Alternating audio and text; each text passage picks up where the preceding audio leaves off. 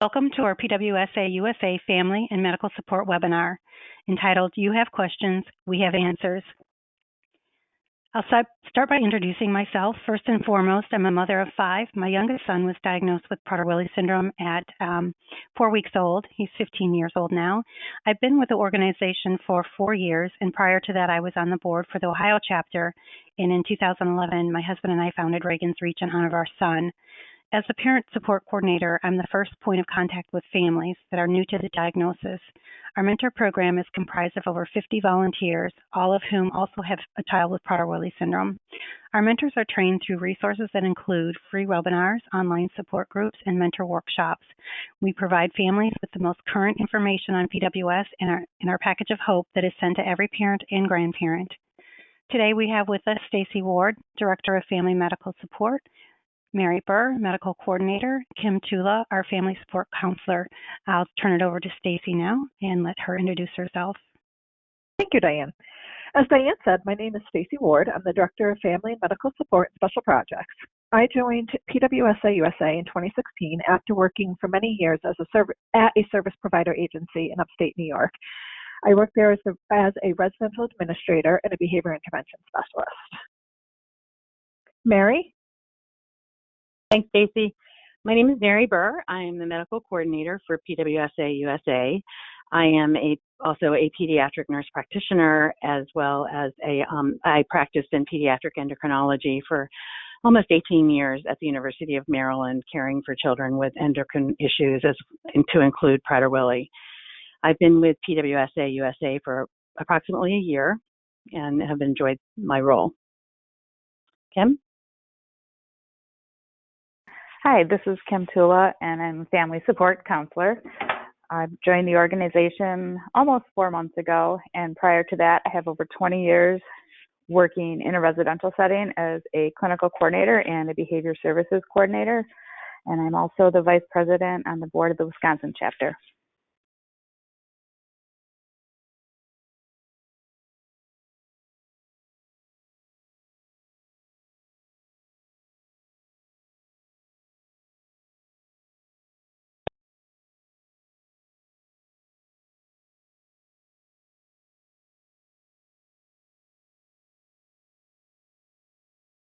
Research continues into whether there are any differences in development between the subtypes. There appears to be little differences in the major characteristics of PWS. However, the treatment is the same for all of the subtypes. Differences have been found with regard to some aspects of cognition, physical appearance, and mental health. For this reason, it's not only important for the parent to know, but for others who care for your child as well. Right now, there is an ongoing study that measures gene expression using state-of-the-art technique that has never been done before in PWS. This study will determine how gene expression correlates to the type and severity of symptoms. This will allow development of tests that can identify new drug compounds that can reactivate the genes that are switched off in PWS. It will also allow the development of tests that will help predict future health problems in young children with PWS.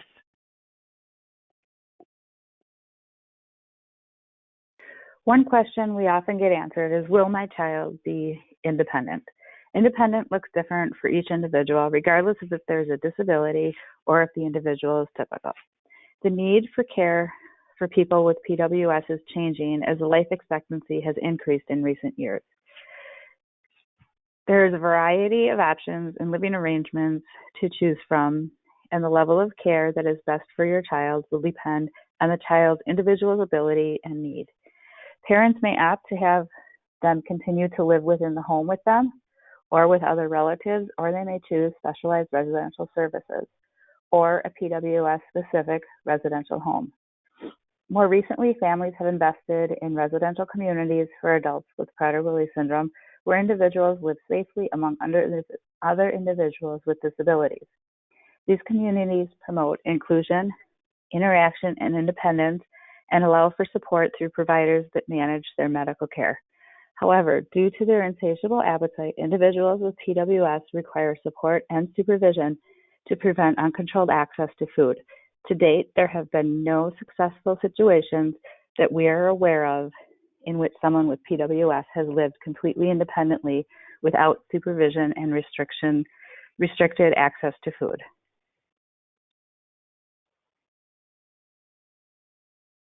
We often get asked at what age does hyperphagia start? As with most syndromes, PWS is a spectrum disorder, so each individual is unique. There is no one set age in which the hyperphagia begins. For some, the onset is as young as 3, and for others, the onset is not until much later. It's important to note that proper food management is crucial regardless of when hyperphagia begins. Most people with PWS have extreme anxiety around food, even if they are not actively seeking it. Hyperphagia can wax and wane with the environment. Some individuals show high interest in food. They may talk about food, need to have excessive details about what they will eat and when their meals will be served. Others may talk more about food or need to be reassured about the meals and snacks, only when things are new or different for them. Not everyone with PWS actively food seeks or takes food that they are not supposed to have. Many people with ask questions about cardiopulmonary failure and PWS, and what I'd like to say about that is in older persons with PWS that develop cardiovascular and respiratory complications, it's felt that this is related to the hypotonia and obesity. The evidence tells us that cardiovascular disease and PWS is not typically caused by the occurrence of insulin resistance, lipid abnormalities, and atherosclerotic changes, but from cardiopulmonary failure due to chronic inadequate ventilation and frequent upper respiratory infections. These cardiopulmonary complications eventually lead to the demise of the person with Prader-Willi.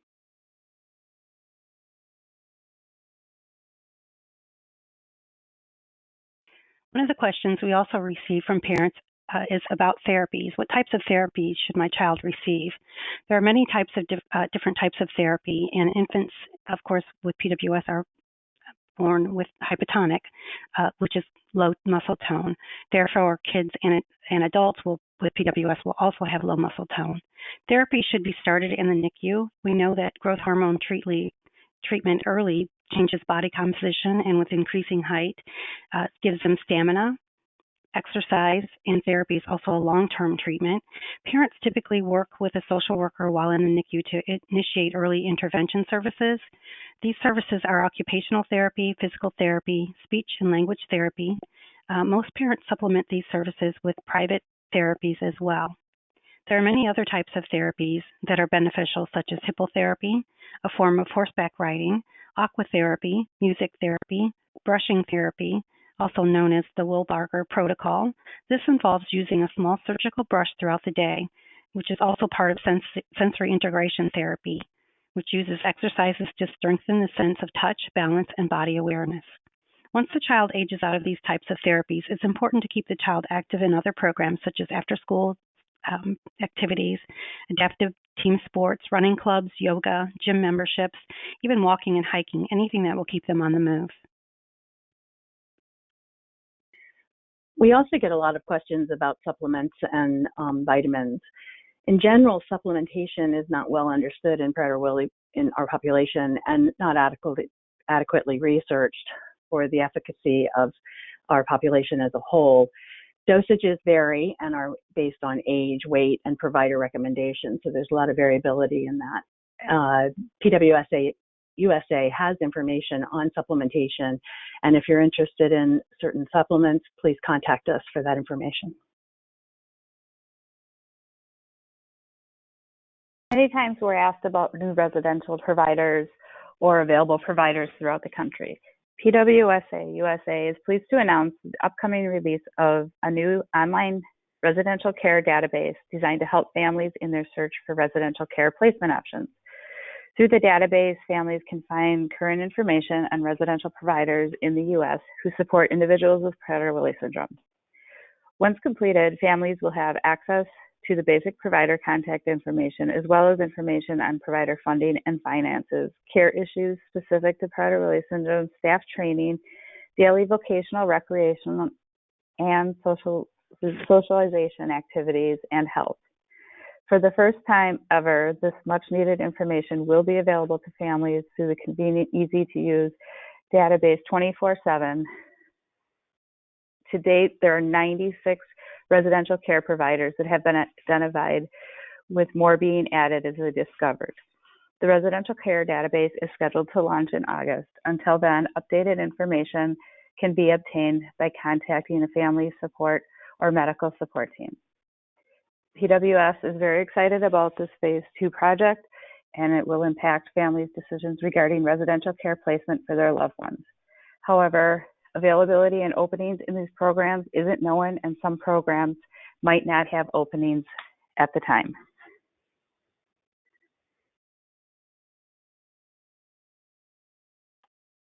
We very often get asked, what diet does PWSA USA recommend? And although we don't endorse any one diet, we do offer nutritional guidelines based on age groups: birth to toddler, toddler to adolescent, and adolescent through adulthood. In general, we encourage individuals to consume a well-balanced, low-calorie, low-fiber diet. However, each family is unique, each child is unique, and those dietary decisions need to be made based on what is best for your family. What medications are most effective in Prader-Willi? There are very few medications that have been found to be effective and safe in Prader-Willi. Growth hormone is one primary medication that has been shown to treat growth hormone deficiency. In Prader-Willi syndrome, it's felt that there is a suspected growth hormone deficiency due to the lack of the activity from the hypothalamus. When children with Prader-Willi are treated with growth hormone, they have dramatic improvements in smooth muscle strength, which improves hypotonia and promotes physical and cognitive development. Other medications to replace hormonal deficiencies are also recommended and effective. In general, medications given to treat comorbidities of Prader-Willi, which are things like osteoporosis, constipation, hypertension, and the like, should be applied and monitored. It's known that persons with Prader-Willi are often more sensitive to dosing than those without Prader-Willi, so dosing should be initiated on the low side and monitored carefully.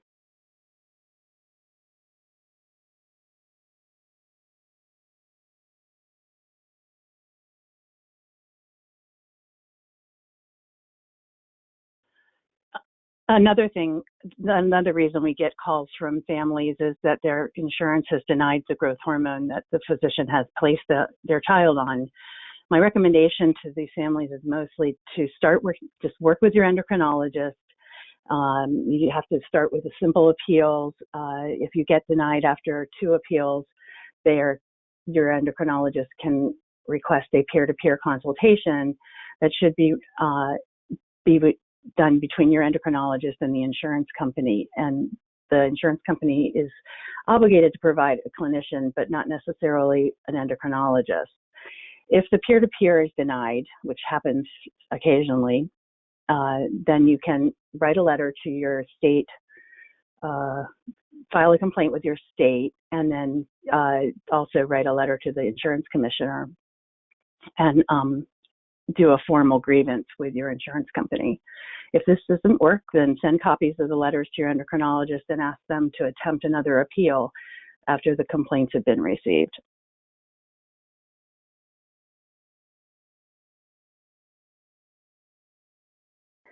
We receive many questions about behavior. My child does XYZ. Can you tell me why? Or please help me stop my child from doing XYZ.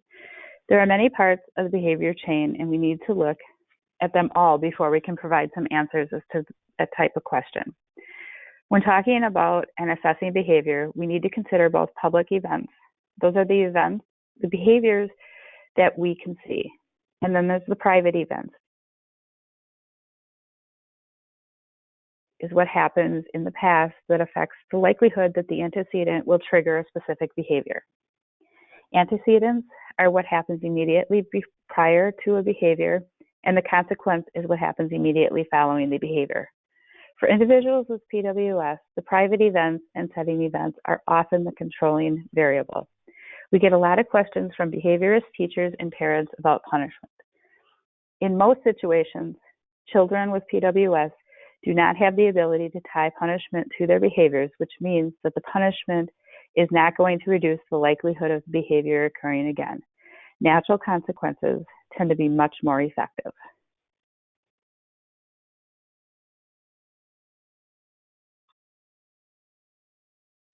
All behavior has a function or a reason. The 4 functions of behavior are to gain attention, access tangible items, access sensory stimulation, or to escape. To effectively manage or modify behavior, you have to determine its function and then respond accordingly. When the behavior is a means to gain attention, keeping in mind that negative attention is still attention. You should ignore the behavior, but not the person.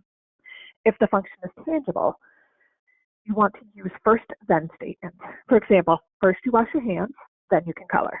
If it's for escape, do not remove the demand. You can chunk the work, provide assistance, or be creative, but keep that demand in place. When the function is to access sensory stimulation, the most effective approach is to teach time and place. For example, it feels good to twirl my hair or rub a soft piece of fabric. Providing somebody with the appropriate time and place to do that is the most effective approach.